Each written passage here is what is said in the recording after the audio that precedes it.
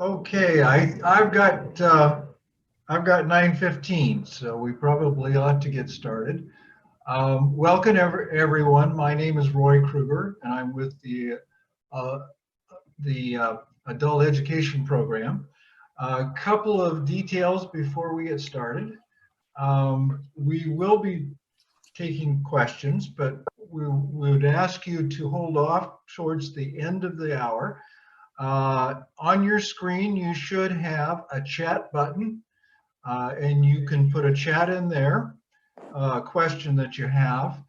In the participant item, you can raise your hand, and we'll be looking for that. We'll also at the end, towards the end of the hour when we're taking questions, you can raise your hand. So there are three of us looking on, and we'll make sure that you get your questions asked. With that, I'd ask you to mute your microphones, and that will allow us to see the screen, the notes, and the speaker. Let me introduce her to you. We made contact again last year. Dr. Elaine Park has her doctorate from Georgian University, Doctor of Theology. She spent 25 years as a professor and academic dean at Mount Angel Seminary. She had been a pastor associate at the Christ the King Catholic Church in Milwaukee. And in the last few years, she has continued to teach, talk, and write for publications. And last year, you may recall, if you were here, she did the Gospel according to St. Paul. And she's going to take us through, I think, a very exciting 3 weeks of living the Beatitudes. And with that, Dr. Clark, it is yours. Thank you. Thank you very much, Roy. And it's nice to see all of you. I'm glad that we've found some, excuse me, some creative ways to continue being connected, learning, praying, singing together during this time in which we are trying to have everyone keep safe. So I welcome you to my Happy Valley Hermitage, and it's really delightful to be with you. And I look forward to a day when we can actually gather again in person. As Roy said, we'll have 3 weeks, 3 Sundays in which we'll be talking about the Beatitudes, living the Beatitudes. Today, in the first session, we'll be looking at Beatitudes in the Hebrew tradition, how they're found in the Old Testament. Then next Sunday will be the Beatitudes with which most people are probably familiar, the Beatitudes in the Sermon on the Mount, and perhaps going into an understanding of them a little bit more deeply. And then the third week will be Beatitudes beyond the sermon, again, looking at the New Testament and finding that there are many other ways of seeing Beatitudes there. So with that little introduction, let's jump into talking about our first topic, which is Beatitudes in the Hebrew tradition. I don't know if all of you had access to the handouts, but whether you did or not, I'm going to put, okay, the host needs to allow me to do screen share. Hold on, Elaine, I'll do that. Thank you. And so I will put the handout on the screen, but also with a number of my added notes. So You should be able to do that now, Elaine, sorry. Okay, here we go. Okay, so can you see it? Yes. Good. Okay. So on the handout that you have, most of the things that are on your own handout are on the screen in black, and the things that I added that I'll be talking about, I've put in red so that you can kind of follow along where you might be on your own handout if you're looking at that. But it's really not necessary unless you want to jot down notes on your own copies. So one of the reasons for talking about Beatitudes in the Hebrew tradition is that they already give us a powerful way of understanding how to live this life of being blessed. And Jesus himself would have been very familiar with these Beatitudes. He was one who was immersed in the Jewish tradition, so he would have known these Beatitudes well. And as we'll see next week, he may even have used part of the pattern from the Hebrew tradition in designing his own use of Beatitudes in the Sermon on the Mount and elsewhere. So let's start by looking at how they are found in the Hebrew tradition. The word that is comparable to blessed in the Sermon on the Mount in Hebrew is asher, as you can see here on the handout, that asher, or sometimes another form is ashereh, and that word is translated as happiness or blessedness. I mean, it's often used as an interjection. Happy are, blessed are. Sometimes it's also even translated as fortunate or prosperous, even enviable. And this word is used 45 times in the Tanakh. Tanakh is the Jewish way of referring to their scriptures.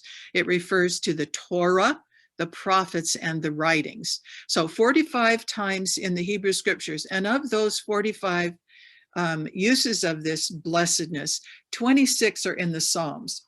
So that's where we'll be spending most of our time this morning, is looking at this notion of beatitude or blessedness in the Psalms. Before we go to the Psalms, though, I'd like to look just at a couple of the challenges of translation. And to do that, I've chosen the first time that that appears in the Torah.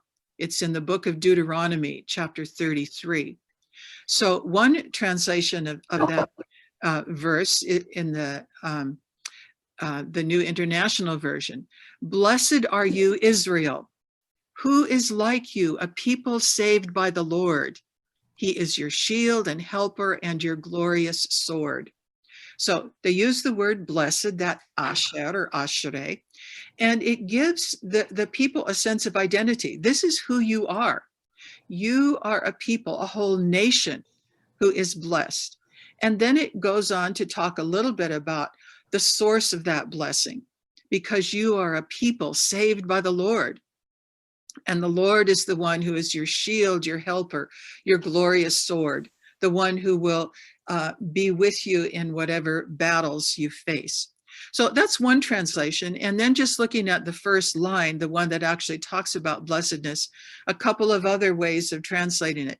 The New American Bible says, "How fortunate are you, O Israel."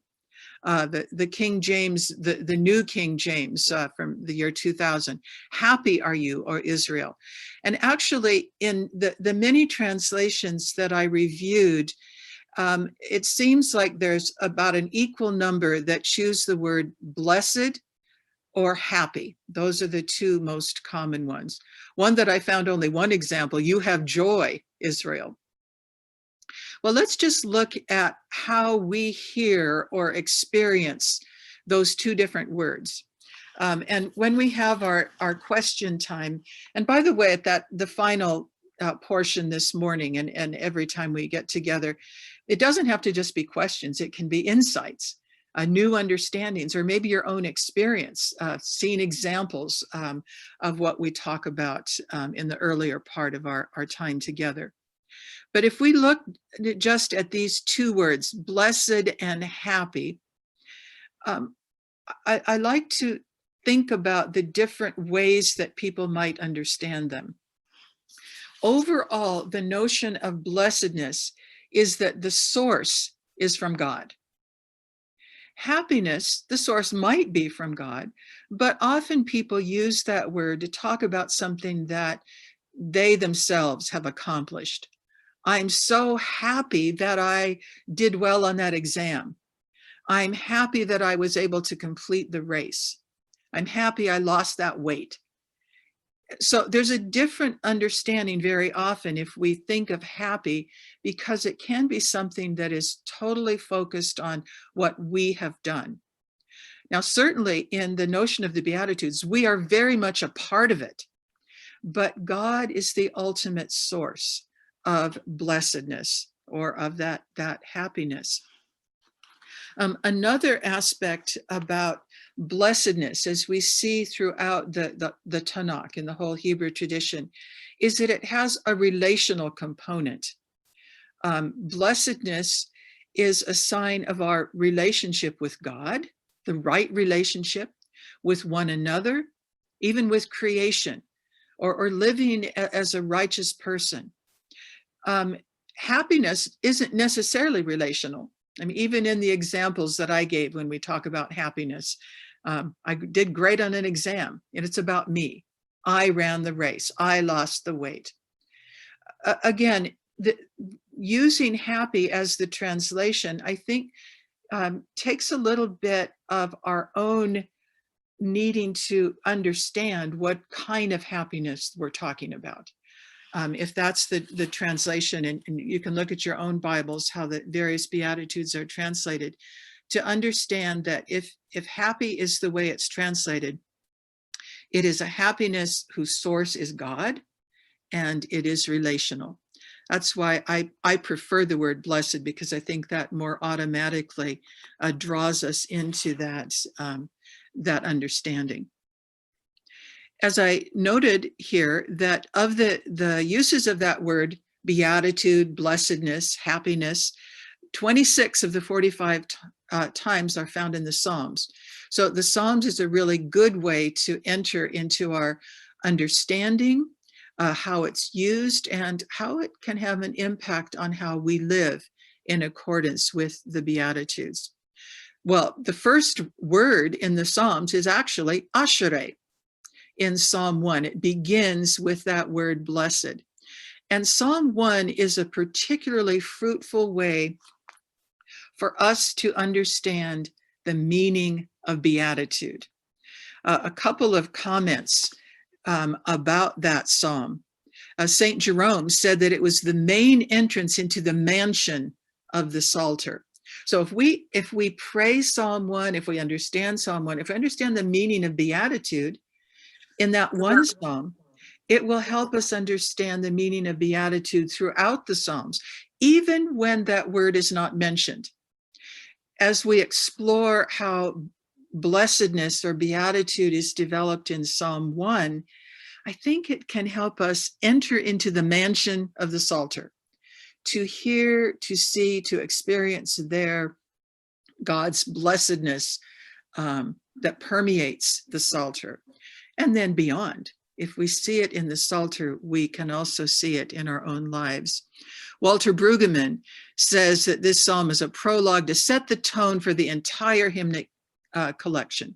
So similarly, understanding this psalm can open our hearts, open our minds to see and experience what it means to live as people of the Beatitudes. And then a 4th century rabbi simply talks about it as the choicest of all psalms. So we could spend the whole time just on Psalm 1. We'll spend a bit of time, but we'll look at some other things as well. So let me read the first part of this psalm and then explore how this can help us understand how we today, along with our Jewish brothers and sisters, past and present, can live as those who are blessed. Blessed the one who does not walk according to the counsel of the wicked, nor stand in the way of sinners, nor sit in the company with scoffers. Rather, the Torah of the Lord is that person's delight, God's law meditated on day and night. That one, that person is like a tree rooted deeply near streams of water that yields fruit in season. Its leaves never wither, and whatever it produces thrives. Really a lovely description of what it looks like to live as a beatitude people. Interestingly, when the psalm begins, it begins with that word blessed, Ashere. But it doesn't start by talking about the blessed. It talks about the opposite. Those who are walking according to the counsel of the wicked, sitting in the way of sinners or scoffers.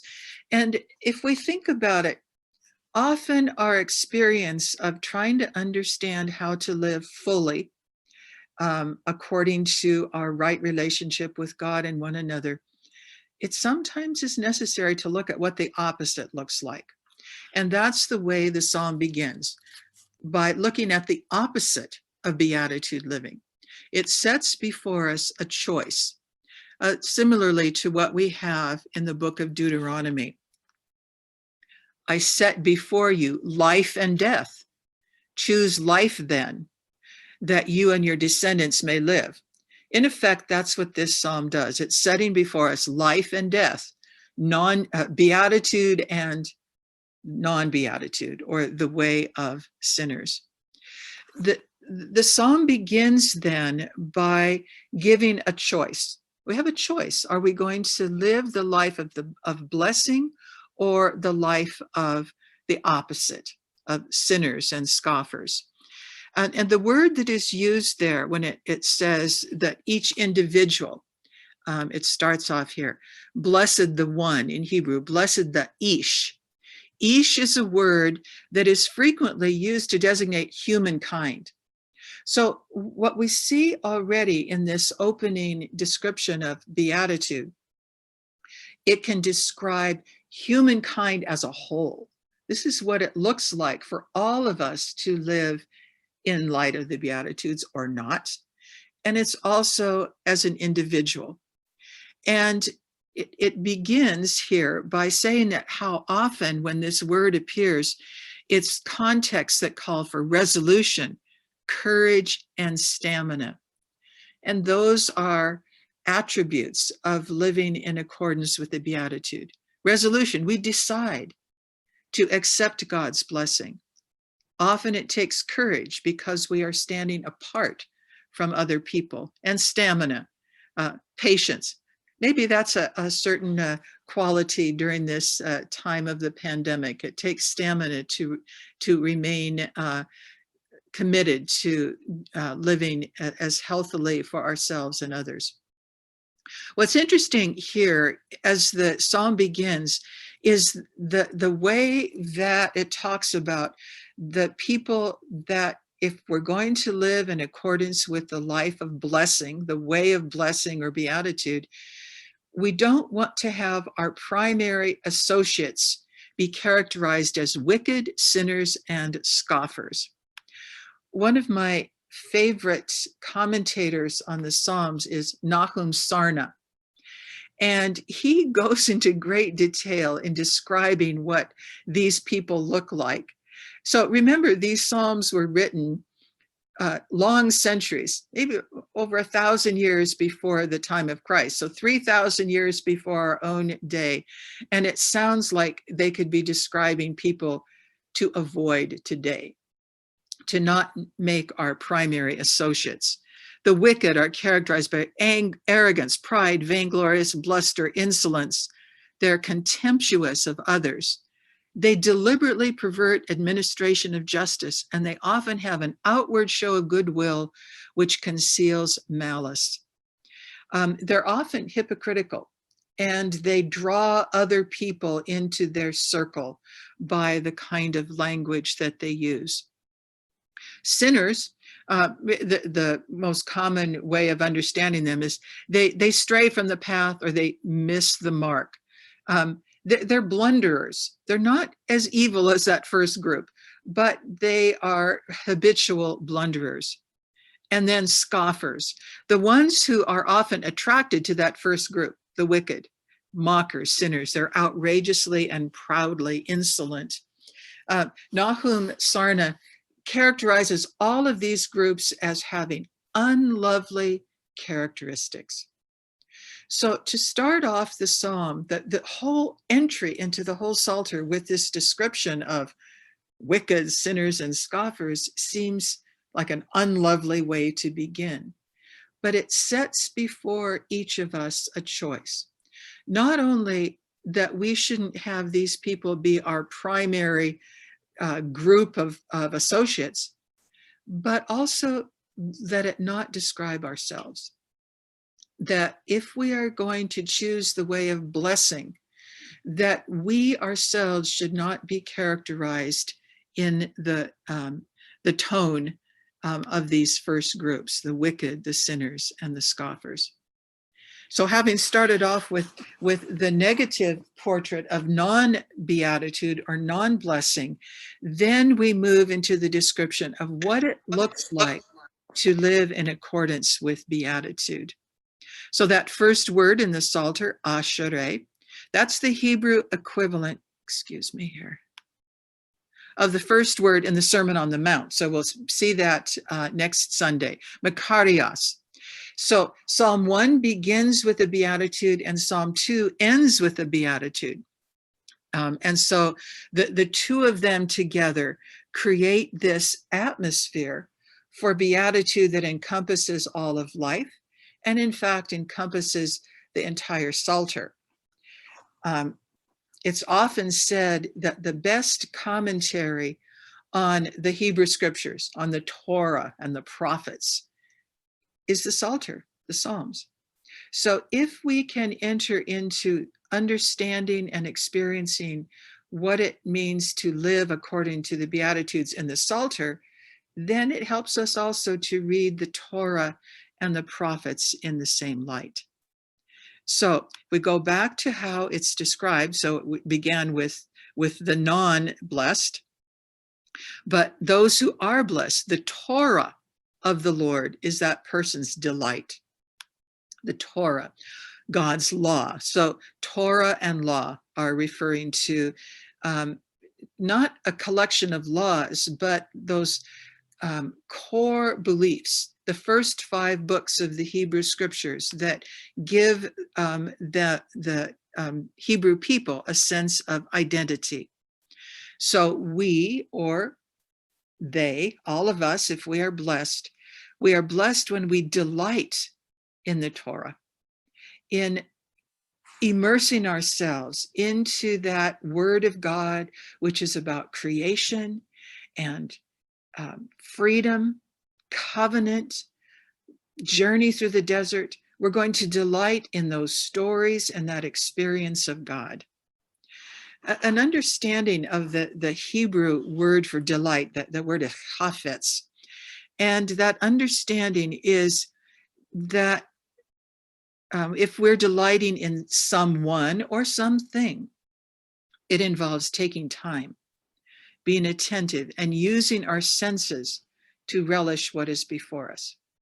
So that's one description of living in accordance with the beatitude described in Psalm 1. We're going to take time to delight in what is set before us, whether it's the Torah, whether it's creation. Here in my little Happy Valley Hermitage, I can look out and I can see the hummingbird feeders and the sun on the lawn. If we're delighting in the Torah, Torah includes creation. And so we are going to delight taking time to be attentive to how God is present in our world, in persons, in events and things. So we delight in the Torah. And then if we look at Torah in that much broader sense, not a collection of laws, but the story, the experience of creation, freedom, covenant, wandering, landing, getting to the promised land. The Torah is how God shapes the soul. Think of saying shaping the soul of an individual, the soul of the community. So understanding beatitude in this Hebrew tradition is to understand it not just for myself alone, but for the whole community. It shapes the soul of my own soul, shapes the soul of the community. And it's like a roadmap that guides and identifies landmarks toward a destination. The Torah is the open door to praise through which one has access to interior rooms. The Beatitude is an open door to praise. If we delight in the Torah and we meditate on it, that is opening our hearts, our souls to experience God's abiding presence in our world. In the Hebrew tradition, Nahum Sarna is a Jewish commentary. He says that the study of the sacred and revered text itself constitutes a pious act, a profoundly religious experience, and is an important mode of worship. Studying, and I was so happy to read that. Simply letting that word shape us, taking time to really study it. I have to admit that as difficult as it has often been to maintain some isolation here, living by myself, there have been times when I could absolutely delight in what Sarna is talking about, spending a whole morning exploring one word and actually finding that being an experience of the presence of God. That is an experience of blessing. That is an experience of beatitude, to be able to relish that time with God. The word that is used in the psalm is meditation. And Dietrich Bonhoeffer talks about meditation.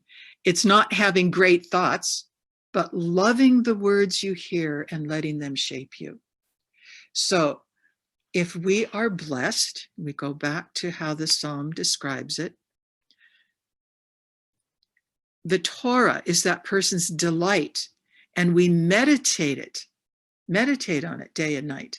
Well, meditation, as Bonhoeffer describes it, is actually being shaped by the Torah.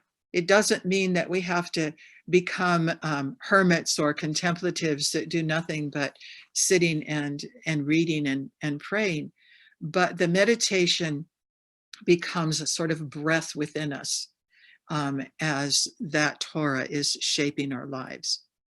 Then being a person of blessedness, of beatitude, letting the Torah shape us, God's acts of creation, covenant, redemption, shapes us into being a deeply rooted tree. That's the way it's described in Psalm 1. And it's an image that is found frequently in the Tanakh, in the Hebrew scriptures. One passage that ties in very well with the description of becoming like this deeply rooted tree is found in the prophet Jeremiah. And notice that it's a beatitude. Blessed is the one who trusts in the Lord, whose hope is the Lord. This one is like a tree planted beside the waters that stretches out its roots to the stream. It fears not the heat when it comes. Its leaves stay green. That's a description of us, the blessed, the beatitude, us as individuals and as a community, this tree that spreads out its roots and becomes a source of life and nourishment. Again, relying on my friend Sarna, I wish I had ever be able to meet him. He talks about the characteristics of being a deeply rooted tree. So first of all, it's well rooted, meaning that even if the world's winds are to blast it, they can't dislodge it. Being deeply rooted means that our heart, our soul is deeply rooted into the soil of the Torah. And as disciples of Jesus, we can add into the soil of the Gospels, as we'll see how fitting that is when we talk about the Beatitudes in the sermon, that the Torah, we might think of the Gospel as the Torah, the new Torah, and we find that we are deeply rooted there. And well-rooted means that we are also fruit-laden, that being deeply rooted isn't just for ourselves so that I as an individual or even us as a community are not going to topple over when difficult times come, but we give of ourselves to others, that we nourish and sustain society, we enrich the lives of others. That's what it looks like to be a person who is blessed, who is living the Beatitudes. And then the third characteristic, evergreen.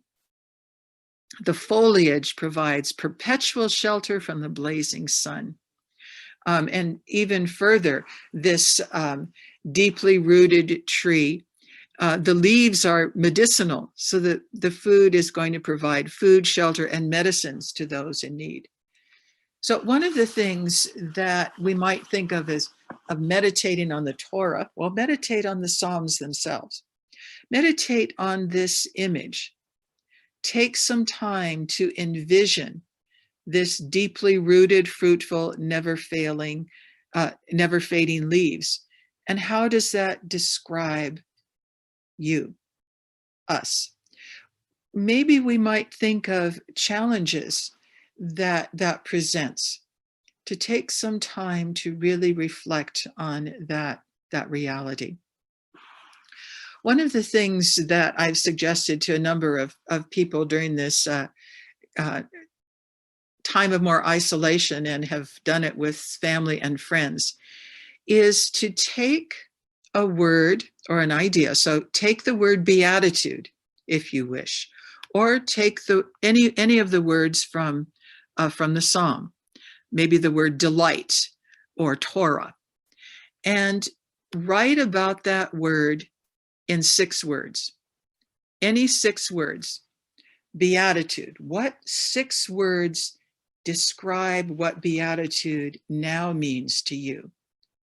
What it means to live the life of beatitude, or Torah, or any other word. And as you choose your 6 words, it might be just any 6 words that come to mind, or it might be a whole sentence.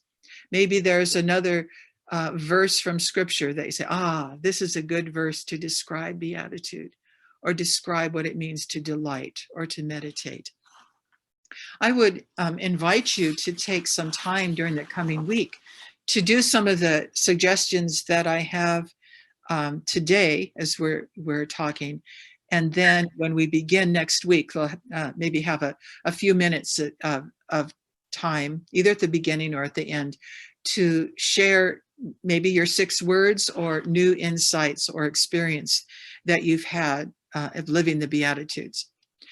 So we spent quite a bit of time looking just at Psalm 1 as an intro to all of the Psalms, whether that word ashereh occurs or not. But that word does occur over and over. And as I said, there are 26 times that it occurs in the Psalms. I didn't put all of them, but give you a sampling of them. I won't look at all of them, but would encourage you to spend some time on your own to reflect on what these say about living as a person who is blessed, living as a beatitude person. And they are stated in general as statements. Blessed are those who take refuge in God, for example. Blessed is anyone who cares for the poor and the weak. Blessed are those whom you guide. So they're statements. In meditating, as we meditate on the law, meditate on the Psalms, meditate on God's word, rephrase it. Ask it as a question. Am I a blessed person who takes refuge in God? How? When? What is my experience of that? Are we a blessed nation whose God is the Lord? How? When? What are the effects? Sometimes rephrasing and spending time looking at these statements in another way can open up, making them be a part of our own lives and not simply talking about someone else. Another thing that you might want to do is look at some of the verbs, taking refuge, for example. That's a verb of what we do, but whose offense is forgiven. That's what God is doing. The people God has chosen, that's an action of God. We are the ones who trust in the Lord. So look at the verbs and try to enter into what those mean in actuality, not just something to read and let it kind of wash over us, but how is that evident in your own life, in your own church, in your family? How could it be more evident? How could you live those Beatitudes more fully? So looking at those kind of broadly as examples, I want to look at one other place of Beatitudes. So all of those so far are in the Psalms, but there's a lovely one in the book of Proverbs. So if you think of the Hebrew Tanakh, the Torah, the prophets, the writings, so the Proverbs and the Psalms are part of the writings. And I like this description. So now, O children, listen to me. Instruction and wisdom do not reject. Blessed the one who obeys me, and blessed those who keep my ways. Blessed the one watching daily at my gates, waiting at my doorposts. For the one who finds me finds life and wins favor from the Lord. A really nice description of what it means to live as the blessed, living as Beatitudes. It starts with listening, to be open to hear what God is saying. And those who are really listening are going to delight, to take that time. Listening is very closely related to obeying. And obeying, the way of talking about that here, keeping God's ways. In the Psalms, both in the Psalm 1, Psalm 119, and other places, walking in the way of God. The word for walk in Hebrew is halak, and the word halakha is the word that is used in Judaism for the whole ethical system of how we walk in accordance with God's law, with God's way. And so that's very much a part of living in accordance with Beatitudes. We're not walking in the way of sinners and scoffers and the wicked, but we're walking in accordance with God's law.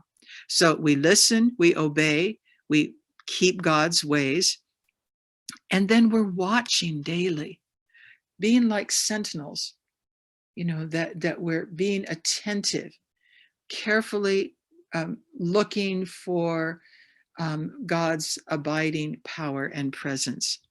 And in doing all of that, as we're watching and waiting, we will find life and win favor, win blessing, win beatitude. When we look at the Beatitudes as a whole, we've noted some of these aspects, but let's look at them a little bit more full. Excuse me. Just excuse me a second. Look at some effects of what the Beatitudes do. First of all, they give a sense of identity. If we look at any of those, they can be a sense of describing, this is who I am. Blessed am I who care for the poor and the weak. Blessed am I who know you. Blessed are we. So this is telling us who we are. This is true in the Hebrew scriptures, and we'll see it as well in the New Testament. They're almost identity statements. This is my identity. And if it's my identity, it is also our identity, which is the second characteristic.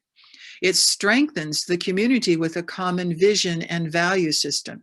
So go back and look at some of these Beatitudes that we talk about. Blessed the nation whose God is the Lord. If this is our common heritage, our common value, then we act in accordance with it. Blessed are they, not just me, but all of us, whose trust is in the Lord.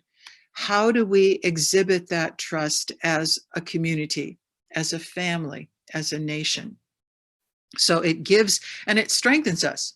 gives us that sense of identity. And then if we choose life, not living with sinners and scoffers and the wicked, but we're choosing life, then it will strengthen us to live with that common vision and value system. Then it promotes the specific actions and attitudes. It doesn't say you must do it. It doesn't say, you must take refuge in God. You must trust in the Lord. But it promotes it by announcing this wonderful exclamation of, this is the effect of being a recipient of God's blessing, of God's abiding presence, if we are going to live in accordance with what's just been described. The final one, after I put this down, I decided I would actually prefer to change this. Rather than mandate, I would say invitation. Because the Beatitudes don't command us to live in a certain way, but they invite us. They promise, and we'll see that in particular in the New Testament, that the first part of the Beatitude is, blessed are they for, and then it gives a promise that goes along with it. But the Beatitude itself, blessedness, is already a promise, because blessedness means God's presence is with you, God's loving, attentive care. One of the Hebrew words that occurs so often to talk about that is God's chesed, God's loving kindness and mercy. So that's the promise. And then it's an invitation to live in accordance with that promise, or that statement of God's blessing.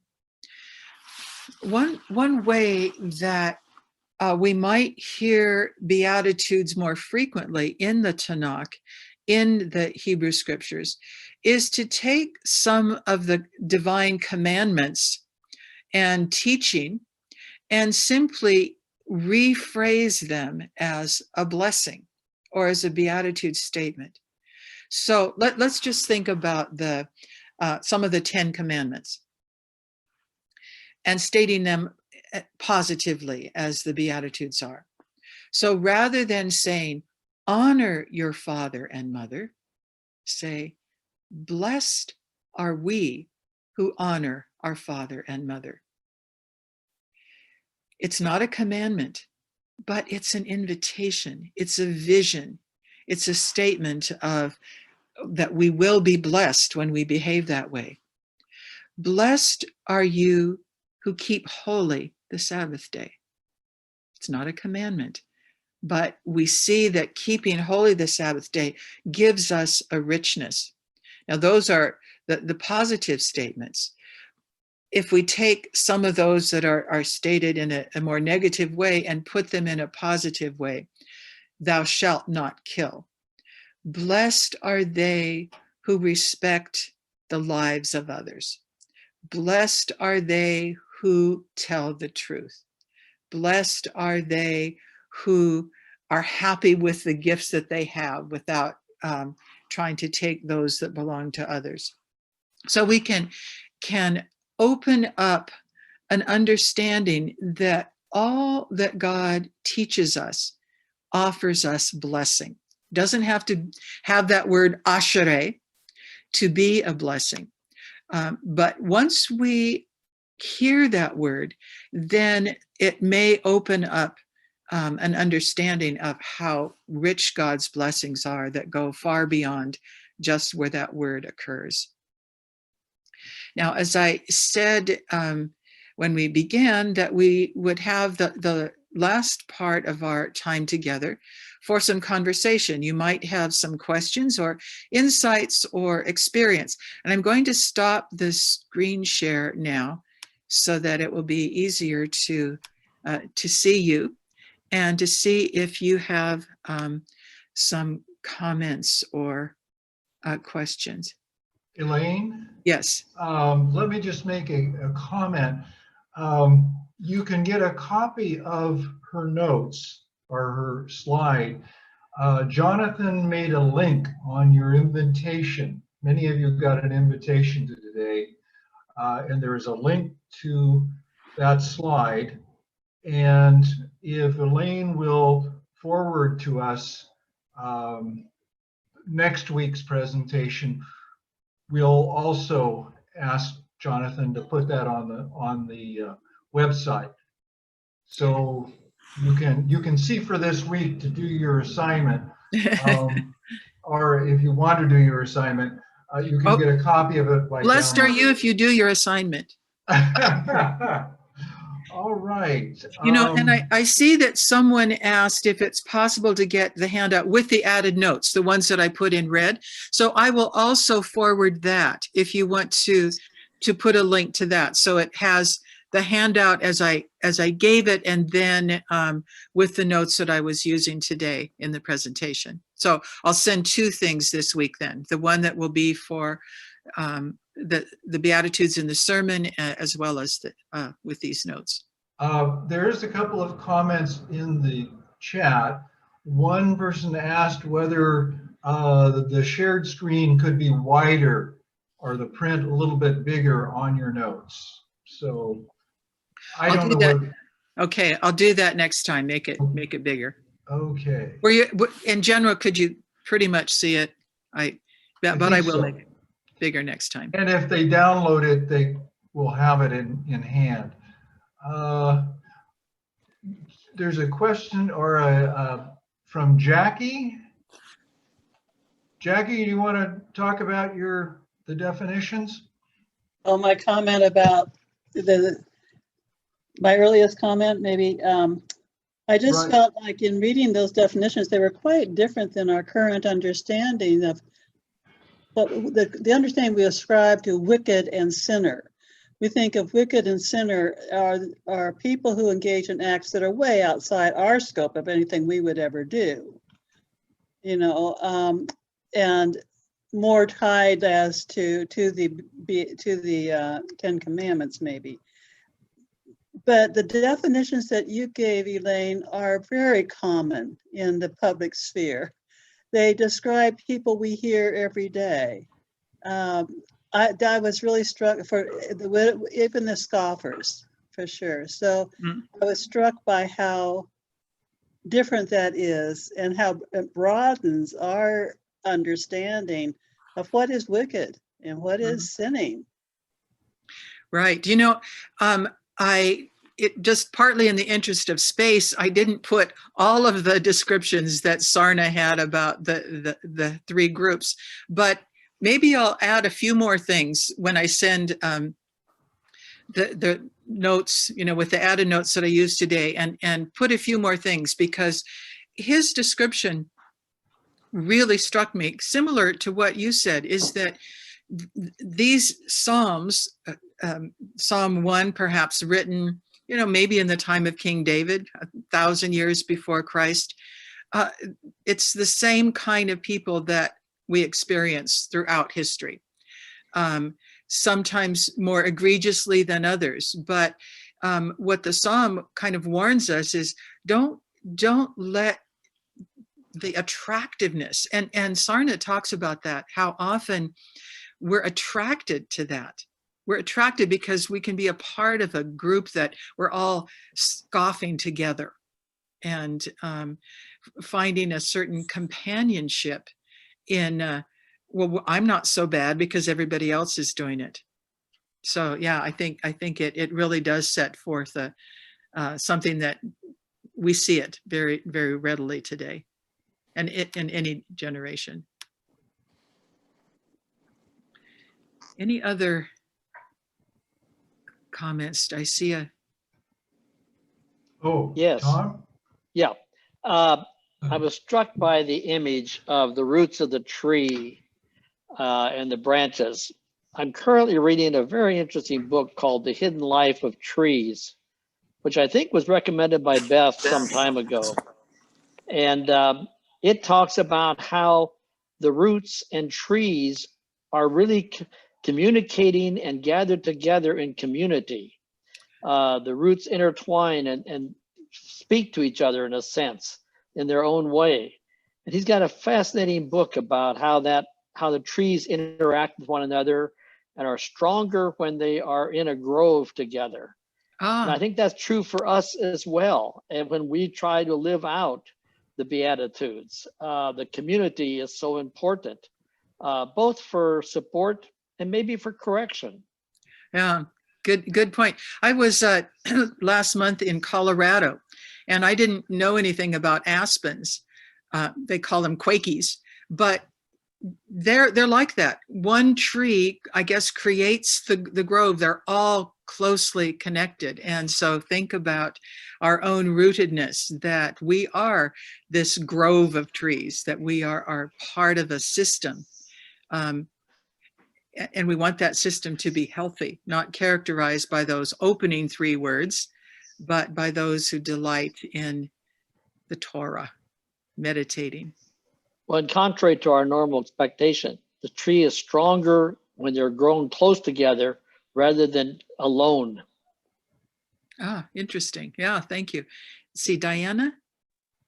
Yes, we toured in Alaska several years ago, my husband and I, and we discovered that the forest that grows at the top part of Alaska actually extends nearly all the way around the world, and the root system does as well. So perhaps that is a metaphor for those who believe in God, who stretch around the world. Great, thank you. Do you know, just the comments that you're making, I hope that some of you will try that 6-word challenge. I mean, just do the tree, deeply rooted tree, and then what kind of words, or maybe another verse from scripture or from a poem. You can look at some of Mary Oliver's poems, or Elizabeth Barrett Browning. Some of them have beautiful images that you might say, oh, this describes it very well. Thank you. Tom, you had a question, I think. Well, yeah, I was taking to heart your comment that we should pick on one word, so I was picking on scoffers. And I was wondering if that also has in it a hint of a non-believer. I mean, it's one thing to scoff at something, it's another to say, well, it's just not true. Yes, it does. And there's a certain, as Sarna describes it, attractiveness. You know, it's like we can join in this mocking attitude. And yeah, I think it's non-belief, whether that's, excuse me, that non-belief on the faith realm, or scoffing at science, scoffing at whatever you want to choose, you know, that it does have a sense of, I don't believe that nonsense, and I'm going to, you know, let people know how ridiculous it is. Yeah, thank you. I think that's very true on many different realms. Oh, good. Healthy, flourishing trees with many leaves are a source of protection to all from sun, wind, rainstorms, and depletion of the very oxygen we breathe. Another characteristic that may follow when we live in the blessed mode. Thank you, Dan Vetter. And I don't know, can all of you see the chat? Okay, good. And there's another one. These days, we are reminded that Americans in particular tend to think of everyone in individual introspective terms, whereas most people outside the Western world tend to think in collective terms. As I read and listened today, it seemed like what you're talking about is pretty individual oriented. Do you think there's a way to think about collectively too? If I gave the impression that it's just individual, I shouldn't have. I mean, I tried to go together to say that we talk about us both as an individual, and this is who we are. If you remember, we talked about what the Beatitudes do is they give us a shared vision, that this is who we are, not just us individually. We act sometimes as individuals, but in the community itself. So yeah, it shouldn't be considered like this is only about me and God, but as we are living in community. Tom, did you? That was my question. This is John. And I was more just reflecting on what went through my head being a typical individual type American. Yeah. Not the words, not what you were saying or how you were describing it. Yeah, and we might actually think back on that, the Psalm 1, that it starts with that word ish. Happy is the ish, and it's usually translated man, but I put happy is the one. We could actually say happy, well, it wouldn't be a right translation, but happy are we, because as it's understood is that ish is a word that is used for man collectively, mankind, humankind. So happy are humans who live in this way. And it does give us a sense of we're in this together. And I know we keep hearing that when we talk about the experience of this pandemic. It's not just about me. It has to be about us. And my caring for my health is because I care about other people's health as well. Yeah, thank you for clarifying that. Any other, you're always wonderful to have an opportunity to spend some time with you. So I will, oh yes, Dan, are you just waving or you have a question? No, I feel compelled to say something since we're in this tremendous political time right now. And I couldn't help but thinking as you were reading the definitions of the wicked and what were the other two, the ungodly and Scoffers and the sinners. Yeah, how much those can aptly describe some of the politicians we see vying for our attention these days. And then also how dangerous it is to associate ourselves with the wrong people because, that passage talks about walking in the way with them or coming to agree with them or sitting with them and becoming united with them. And so I think there's a real word of caution there in these political times. Yeah, thank you. Thank you. No names applied. Yeah. I didn't give any names. I'll let you. We can all take that to apply to whoever we want and to apply to ourselves. Am I one who really enjoys being a scoffer at whoever? Steve Tarter has Steve, go ahead. Years ago, I had a friend who pointed out to me the progression of involvement in the beginning of this psalm. There are those who walk by on the road and listen a little bit. They hear the counsel, but they just walk by.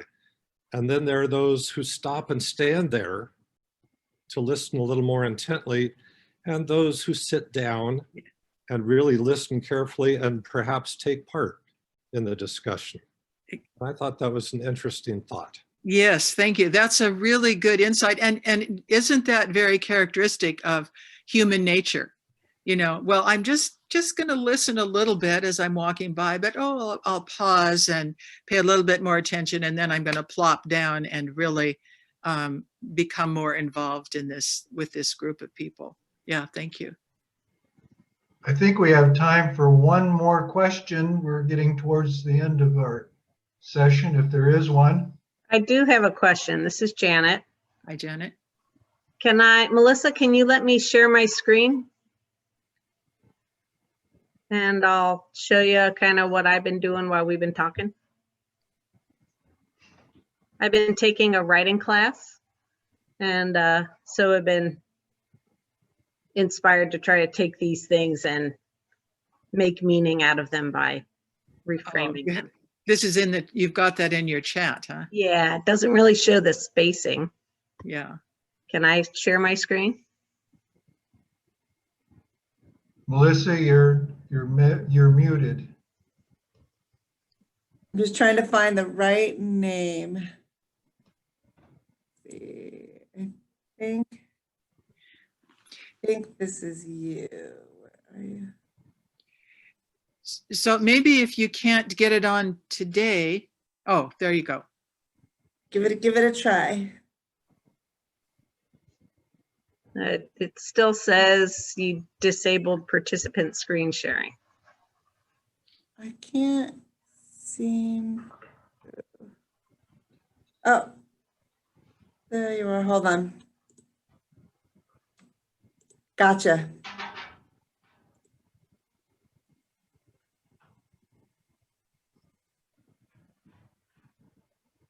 Can you see? Yes, There we There go. it is. Whoops.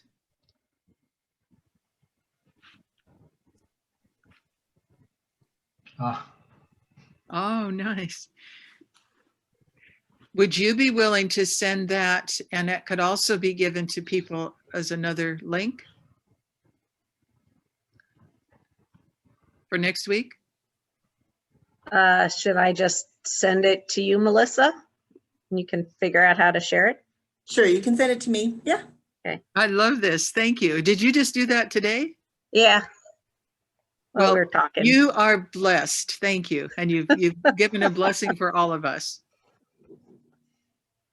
I think it's time if you want to unmute and give her a rounding applause. Yay, Go thank ahead. you. Can you unshare, Janet? Yeah. Thank There we you, go. all of you. This is for all of you. Virtual hugs. Bye-bye. Bye. See you next week.